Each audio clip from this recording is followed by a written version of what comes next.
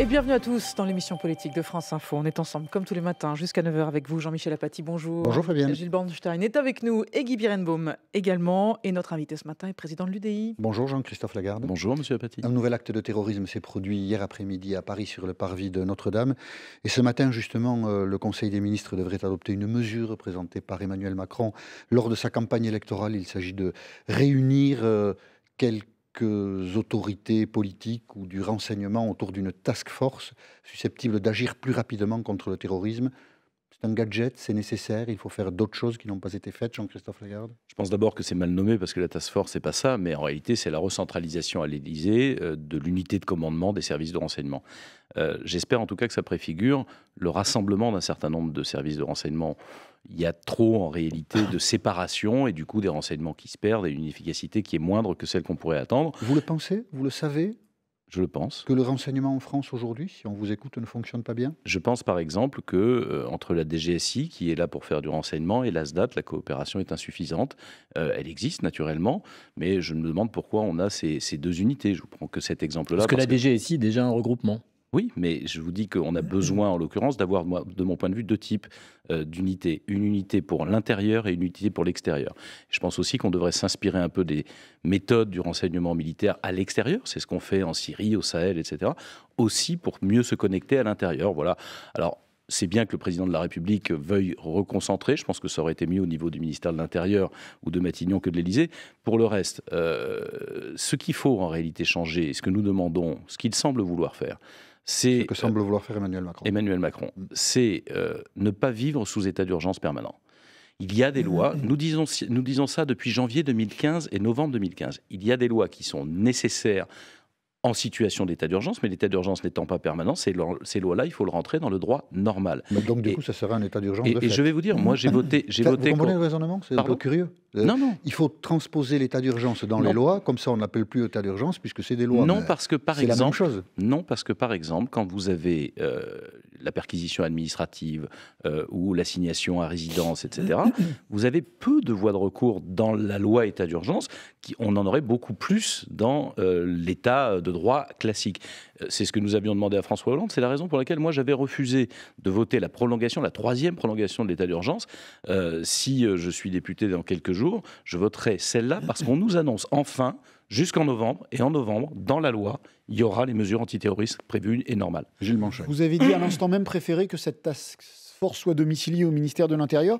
Est-ce que ça veut dire que vous craignez une concentration excessive des pouvoirs chez Emmanuel Macron, pour dire les choses clairement? Non, je pense simplement que le ministre de l'Intérieur est le mieux placé pour assurer la sécurité des Français, que le président de la République a bien d'autres missions, et que si évidemment il y a notamment le Conseil de sécurité, enfin de défense nationale, etc., pour recentraliser ou que le président commande, il a besoin, il l'a dit, d'avoir des ministres qui travaillent, qui font le travail. C'est pas à lui de tout faire, il a bien d'autres choses à faire. Donc, Conseil des ministres ce matin où de nouvelles mesures seront adoptées. Vous voyez Emmanuel Macron travailler depuis quelques jours à l'Élysée, 15 jours, 3 semaines bientôt. Vous avez envie de travailler avec lui après les élections législatives? Pour moi, la question ne se pose pas comme ça. Moi, je la pose comme ça. Oui, mais moi, c'est gentil d'y répondre. Je vais vous donner ma réponse, vous inquiétez pas, monsieur Apathy. C'est gentil. La question, en réalité... vous allez reformuler la question. Emmanuel, si vous me laissez le faire, oui. Oui, d'accord. Bah, Emmanuel Macron a été élu président de la République et soit il réussit, soit il échoue. S'il réussit, c'est les Français qui en bénéficient. S'il échoue, c'est nous qui payons les pots cassés. Et donc, est-ce que vous avez envie de travailler avec lui? Et donc, l'UDI travaillera avec Emmanuel Macron sur tous les sujets qui permettront à la France d'avancer et qui permettront aussi aux Français d'en tirer des fruits. C'est ça notre état d'esprit. Il ne s'agit pas de reproduire des vieux réflexes débiles, d'ailleurs nous ne les avons jamais eus, d'opposition systématique à tout. Vous savez, on a voté 14 textes, je crois, sous François Hollande. Il y a beaucoup de bêtises qu'il a faites, mais quand ce qu'il disait était bien, on le votait. Et on fera exactement la même chose avec Emmanuel Macron. Je vais poser ma question en 3 mains alors. Mais c'est ma question. Hein. Après, si elle est bête, vous la reformulerez. Vous étiez dans l'opposition à François Hollande. Oui. Ça ne vous a pas empêché, quand des textes vous semblaient bons, de les voter, mais vous étiez dans l'opposition. Oui. Est-ce qu'aujourd'hui, vous pouvez dire que les députés UDI, quand ils entreront à l'Assemblée nationale, se situeront psychologiquement dans l'opposition à Emmanuel Macron en votant ce qu'il y aura de bien? Ou bien est-ce que vous diriez au contraire qu'ils seront dans la majorité? Non, ce n'est pas notre état d'esprit. Il a dit où? L'Assemblée nationale. Qu'est-ce qui n'est pas votre état d'esprit? L'Assemblée nationale, c'est d'être dans l'opposition. L'Assemblée nationale. Donc, vous savez ce que c'est, la majorité. Il n'y a pas le choix. Là. Donc c'est majorité. Figurez-vous que si. C'est un peu binaire. En fait. Figurez-vous que si, parce que ce n'est pas binaire. et que la vie politique, il y a une nouvelle phase de la vie politique française. Manifestement, dans l'élection législative, en tout cas c'est ce que disent les intentions de vote, la question n'est pas de savoir si le président de la République aura une majorité pour gouverner. La question, en l'occurrence, est de savoir s'il va avoir un parti unique ayant le pouvoir absolu et lui carte blanche pour faire absolument ce qu'il veut pendant 5 ans. C'est ça, en réalité, l'enjeu des élections législatives. Ça sera déterminé au premier tour dimanche prochain. Il aura une majorité absolue. Mais c'est ce que je viens de vous dire. Il aura une majorité absolue. Et la difficulté, de mon point de vue, c'est que ça va empêcher toute forme de rassemblement. C'est même un piège pour lui, je vous le dis comme je le pense. Le fait d'avoir la majorité absolue, ça veut dire, pour un parti unique, de ne plus discuter avec personne, de ne plus dialoguer avec personne, de ne pas avoir besoin de considérer... Oui, peut-être, mais... Monsieur Apathy, de ne pas avoir besoin... Lui, il veut la majorité absolue, donc... oui, mais vous avez raison. Ce qui montre d'ailleurs qu'En Marche devient un parti comme les autres, qui veut tout le pouvoir. Et Emmanuel Macron disait, il y a 6 mois, qu'il fallait un rassemblement. Ce rassemblement risque d'être empêché. Je le dis. Je sais bien qu'aujourd'hui, rien n'est audible, mais je le dis quand même, et on en rediscutera dans quelques mois, parce que vous voyez chez les Républicains, vous voyez chez les socialistes, et c'est l'état d'esprit de tous les candidats UDI, des gens qui veulent participer au redressement de la France, mais pas le doigt sur la couture du pantalon. Or, quand vous n'avez pas de discussion possible, il n'y a pas de rassemblement possible. La recomposition dont il parlait, elle ne peut pas avoir lieu avec une majorité absolue écrasante. Je vous en cite juste un exemple. Je lisais hier un proche d'Emmanuel Macron qui disait on va même avoir la majorité sans le modem, on pourra se passer du modem. Vous voyez que ça attente à la capacité de rassemblement. Et c'est toujours mauvais en démocratie. Parce que quand le débat politique se concentre dans une seule famille politique, je termine juste ma phrase, quand le débat politique se concentre dans une seule famille politique, eh bien, il n'y a plus de débat. Et le problème, c'est celui du pluralisme à l'Assemblée nationale. Si le débat n'a pas lieu à l'Assemblée nationale, malheureusement, c'est ailleurs qu'il se transfère, c'est dans la rue, et ça finit par bloquer un pouvoir qui se croit absolu. J'ai oublié ma question. Mais non, pas du tout. Non, très sérieusement. Enfin, c'est quand même assez drôle de vous entendre, vous, depuis que En Marche est là. En gros, plus personne... Tout le monde pense désormais qu'une majorité, c'est une mauvaise chose. Enfin, vous vous êtes tous battus pour avoir une majorité. On se souvient de François Baroin qui disait avant les élections, nous, on a besoin d'une majorité obèse. Vous y étiez tous, mais maintenant que c'est Emmanuel Macron qui va l'avoir, subitement, c'est pas bien d'avoir une bonne majorité. Alors. Écoutez, je vais vous dire, on a essayé la majorité absolue et le parti unique en 2002 avec Jacques Chirac, en 2007 avec Nicolas Sarkozy, en 2012 avec François Hollande. Ces 3 présidents n'étaient pas des imbéciles. Ils ont été prisonniers de ce système-là. La France a une culture bonapartiste. C'est pour ça que ça n'est pas entendable ce que je dis, mais je le dis quand même. Nous avons une culture bonapartiste. Nous pensons qu'en donnant tous les pouvoirs au chef, on lui donne de la puissance et de l'efficacité. Donc si vous avez la majorité, vous allez donner des députés. Sauf que, si je peux me permettre, du coup, vous l'enfermez dans son parti politique, et ce qui ne se passera pas dans les forces politiques, les forces syndicales, etc., se passera dans la rue. On a en France l'apparence du pouvoir, et finalement, ce pouvoir absolu devient vite impuissant face aux réactions de la population. C'est ça ce que je crains. Moi, je veux que ça fonctionne. Je veux que la France puisse redémarrer. Et je pense que c'est mieux dans un état d'esprit de rassemblement que dans l'état d'esprit du parti unique qui n'a jamais fonctionné. On s'est déjà planté 3 fois, on va recommencer. Et l'émission politique va redémarrer, mais ce sera dans 1 minute après l'essentiel avec vous, Léo Chapuis. L'actualité, c'est d'abord l'agression d'un policier hier devant la cathédrale de Notre-Dame de Paris. L'homme à l'origine de l'attaque ne présentait aucun signe de radicalisation. C'est le porte-parole du gouvernement qui l'affirme ce matin. Christophe Castaner parle d'un acte isolé. Cet étudiant algérien de 40 ans n'était connu ni de la police ni des services de renseignement. Il se revendique de Daesh. L'un des 2 Français portés disparus après l'attentat de Londres a été identifié. Les tests ADN confirment la mort de Sébastien Bélanger, 36 ans, chef cuisinier dans la capitale britannique. Il fait partie donc des 7 victimes avec un autre Français, un 3e est toujours porté disparu. Et puis le prélèvement à la source, ce n'est finalement pas pour tout de suite. La réforme est repoussée d'1 an. L'impôt sur le revenu prélevé directement sur votre salaire, ce sera donc qu'à partir de 2019, le gouvernement veut se laisser du temps pour mettre en place cette réforme complexe. France Info. Jean-Christophe Lagarde est avec nous ce matin sur France Info dans l'émission politique. Question Gilles Bornstein. Édouard Philippe a présenté hier le cadre de la réforme du marché du travail que va présenter le gouvernement. Et l'accueil des syndicats a été plutôt compréhensif. On écoute Jean-Claude Mailly, le patron de Force ouvrière. C'était sur France 2 hier. Pour le moment, c'est une vraie concertation. Vous savez, en 3 mois, avec beaucoup de réunions, on peut faire beaucoup de choses. Donc maintenant, on va discuter sur le fond du dossier, puis on verra comment ça tourne. Que pensez-vous de ce qu'on dit de cette réforme pour l'instant ? Il y a 2 choses qu'on dit. Il y a à la fois ce qu'affiche Édouard Philippe, qui n'est que ce qu'Emmanuel Macron a dit, c'est d'ailleurs assez flou, assez vague, assez large. Il n'y a pas beaucoup de précisions dans tout ça. Je pense que Pour les l'instant, précisions, non. elles viendront avant le vote des Français, ce qui peut d'ailleurs nourrir quelques inquiétudes. Elles Mais viendront grosso- Avant ou après, après vous voulez dire. après les élections législatives, Après pardon, le parce que vote c'est des annoncé, Français. je crois, pour le 26 juin, Oui, bien sûr. les textes en Conseil des ministres. C'est dommage, parce que vaut mieux que les Français sachent avant, me semble-t-il. Mais enfin, c'est comme Oui, ça. mais enfin, en même temps, s'il y a de la concertation, ça C'est le prend du rythme. temps. C'est le rythme. Oui, enfin, ça n'empêche pas de concerter en juillet et en août, mais d'avoir un texte le 26 juin. Donc, vous voyez bien que la concertation, elle ne sera pas sur le texte en soi. Deuxième Bon, observation. Oui. Deuxième observation.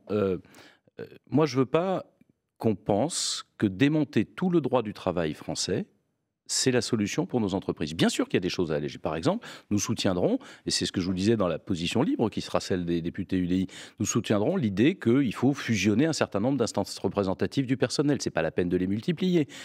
Nous souhaiterions, ça ne semble pas être le cas aujourd'hui, qu'on puisse prévoir à l'entrée du contrat de travail les indemnités de licenciement qui sont prévues, parce que ça sécurise le salarié qui n'attend pas des années devant les prud'hommes pour toucher de l'argent. C'est quand il est viré qu'il a besoin de ces indemnités. Et ça sécurise aussi le patron Mais et ce ça que vous ne favorise voulez pas l'embauche. Pardon ? Ce que vous ne voudriez pas. Moi, ce que je ne voudrais pas, c'est du passage en force. Je vais vous parler des ordonnances une seconde. Non, mais sur le fond, indépendamment de la méthode, vous avez l'air de dire ce texte va trop loin. En quoi ça va trop loin ? Justement, si les 48 négociations, enfin discussions avec les syndicats, c'est une question d'état d'esprit. Soit c'est une discussion avec des avancées possibles et des négociations. Et auquel cas, il faut regarder comment ça se passe. Si c'est en réalité formel, et puis on impose les choses et on passe en force, à ce moment-là, les ordonnances sont un problème. Moi, je suis, et je l'ai déjà dit, je suis favorable aux ordonnances si c'est pour aller vite, mais si elles sont coécrites avec les groupes parlementaires qu'il y aura à l'Assemblée nationale, pas si c'est l'administration et seulement le pouvoir qui décide de tout, après avoir discuté avec les syndicats, peut-être pas négocié. Pourquoi ? Vous voulez que les parlementaires, les députés, les parlementaires participent à l'écriture des ordonnances. On peut parfaitement avoir 2-3 députés par groupe parlementaire qui participent avec l'administration, avec le gouvernement. C'est la proposition que je ferai à Édouard Philippe, pour qu'on évite les erreurs habituelles d'un pouvoir trop centralisé, trop concentré, qu'il discute avec les syndicats, qu'il discute avec les forces parlementaires. À ce moment-là, les ordonnances sont un moyen de gagner du temps et pas de passer en force. Si c'est un moyen de passer en force, à ce moment-là, je trouve ça regrettable. Donc il y a une coécriture des ordonnances. On verra si Oui, votre suggestion... Non, j'ai compris. C'est pour éviter une forme d'ultra-mondialisation, d'ultra-ubérisation qui pourrait venir aussi d'une dérive. Je reformulais pour annoncer ce qui suit. Donc, vous demandez de participer à l'écriture des ordonnances. On verra si d'autres groupes parlementaires ou d'autres partis politiques le réclament. Partagez-vous sur le fond la critique de la réforme du Code du travail qu'a énoncé Benoît Hamon au 4 vérités de France 2 hier matin. Entreprise par entreprise, le contrat de travail, les protections qui sont les vôtres, elles seront fixées par l'entreprise et non plus par la loi. Bon, on peut appeler ça le bon sens, mais on peut dire Emmanuel Macron est un petit génie. Ça fait un siècle qu'on sait qu'on a besoin de protection au niveau de la loi, sans quoi les salariés, qui n'ont pas forcément toujours le rapport de force très favorable, eh bien, seraient moins bien protégés. Il a raison, ça. Non, c'est très caricatural. Nous avons comme culture que le contrat, la contractualisation, est bien souvent plus préférable par rapport à la législation. Pourquoi ? Parce que la loi, elle est la même pour tout le monde, partout, quelle que soit votre situation. Or, chaque entreprise peut connaître, et chaque branche professionnelle, c'est là où va se concentrer le débat, peut connaître des situations différentes, des impératifs différents, des enjeux différents. Et le contrat, il est plus souple, plus adaptable. Alors, est-ce qu'il se fait par branche ? Est-ce qu'il se fait par entreprise ? Selon la taille des entreprises, c'est le débat sans doute technique aux yeux de nos téléspectateurs et de nos auditeurs, mais qui est essentiel. Et c'est là où je dis qu'il faut avoir une coécriture. Et je ne réclamais pas ça pour l'UDI. Je pense que quand il y a des ordonnances, le Parlement doit y être associé. Non, mais vous ne parlez que de méthode sur le fond. Si, dire c'est le Parlement. Excusez-moi, c'est pas une question. Non, mais laissez-moi poser la question. C'est une question de fond. Voilà. Non, là, c'est excusez-moi, c'est une question de fond de savoir si c'est dans la branche. C'est la question qu'ils sont en train d'éviter. Si c'est dans la branche que ça se négocie ou dans l'entreprise. Vous avez voté la loi El Khomri ? Pardon ? Vous avez voté la loi El Khomri ? Non, je n'ai pas voté la loi El Khomri parce qu'elle n'allait pas assez loin. Attendez, j'y vais. Oui, c'est vrai. 49 points, mais je ne l'aurais pas voté parce que je ne l'ai pas voté. J'ai dit une bêtise. Encore bêtise, je suis. Je ne l'aurais pas. Oui, on aurait pu dire plus. Je vous laisse tranquille. Je ne l'aurais pas voté pour une raison simple, monsieur Apathy, c'est que justement, elle ne sécurisait pas le contrat de travail et notamment les indemnités des salariés, alors que je pense que et nous pensons que c'est nécessaire. Mais ce sont des questions de fond sur les branches ou les entreprises. Là aussi, il y a une question que manifestement le gouvernement choisit d'éviter, mais je pense qu'on doit autoriser au premier tour dans les élections dans les entreprises des gens qui ne sont pas syndiqués à pouvoir se présenter. Qu'est-ce qu'on penserait des élections législatives si Et on les seuls les réservait gens aux qui étaient partis. dans un parti politique avaient le droit de se présenter. Ils ouvrent déjà beaucoup de fronts, celui-là, il est compliqué. Celui-là, ils ne le font pas, je le regrette, mais en tout cas, cette discussion peut avoir lieu. Ce n'est pas un affrontement, mais c'est une discussion qui me paraît nécessaire. Si vraiment on veut adapter, moderniser, d'une certaine façon, décentraliser une partie du contrat de travail, pas tout le contrat de travail comme veut le faire croire M. Hamon, alors il faut en discuter sérieusement, sereinement, avec des textes à l'appui, et je répète, une coécriture avec le Parlement. J'ai peur, dans cette affaire, des excès. Une majorité absolue, un parti unique, qui laisse à l'administration le pouvoir, se livre à des excès, les Français en paieraient les frais. Est-ce qu'il risque pas d'y avoir des entreprises à plusieurs vitesses? Alors une entreprise où les licenciements sont très abrupts, une autre où les licenciements le sont moins, où effectivement toute cette égalité qu'il pouvait y avoir quand même entre les salariés a complètement disparu, des endroits où il fera bon travailler, des autres qu'il faudra complètement éviter? Mais vous savez, aujourd'hui, la difficulté principale de mon point de vue, c'est que le refus d'embaucher en CDI, 85% des emplois sont en CDD, vient essentiellement de cette absence de embauches. Des embauches, pardon. Vous avez raison. Vient du fait de cette crainte de la fin du contrat de travail de la part des employeurs. Alors qu'est-ce qui est le mieux pour protéger un salarié? L'empêcher d'être recruté ou faire en sorte qu'il ait un contrat dont on connaît le début et la fin? La crainte de la fin, c'est surtout du côté du salarié. Excusez-moi, la question du salarié, c'est qu'il n'y a pas de début parce que l'employeur a peur de la fin.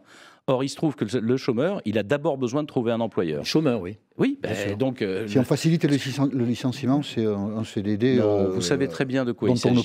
Vous savez très bien de quoi il s'agit. Par exemple, en Suède, puisque c'est de là que naît le concept de flexi-sécurité, et là je vois la flexibilité, je ne vois pas la sécurité dans les lignes qui nous sont proposées, vous avez effectivement plus de facilité à licencier, mais il n'y a pas de chômage parce qu'il y a beaucoup plus aussi de facilité à embaucher ou de liberté d'embaucher. C'est un sujet qui... tourne dans le débat français depuis longtemps. Le président est en train de le trancher. J'espère qu'il le tranchera réellement, sans déshabiller tous les droits des salariés, mais en faisant en sorte de leur donner aussi la possibilité d'être embauchés par des employeurs qui ne sont pas terrorisés par le CDI. Et on y revient dans une minute. Il est 8h50. Léo Chapuis pour l'essentiel. Le corps de l'un des deux Français portés disparus après l'attentat de Londres a été identifié. Sébastien Bélanger, 36 ans, fait partie des 7 victimes. 2 Français ont donc été tués dans cette attaque à la camionnette et au couteau. Un autre Français est porté disparu. Du côté de l'enquête, la police britannique annonce ce matin une nouvelle arrestation. Dans l'actualité aussi, l'agression d'un policier hier sur le parvis de la cathédrale Notre-Dame de Paris. L'assaillant est un étudiant algérien de 40 ans qui se présente comme un soldat du groupe État islamique. Pour autant, d'après le gouvernement, cet homme ne présentait aucun signe de radicalisation. Il n'était pas connu de la police.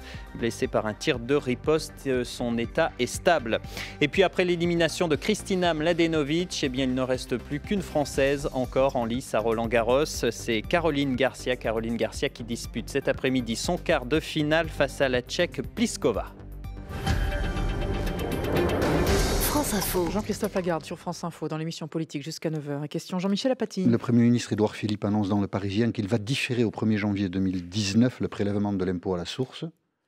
C'est une bonne idée ou une mauvaise idée Je pense qu'il a raison et qu'il pourrait même abandonner l'idée. Ça a coûté 50 millions, non ?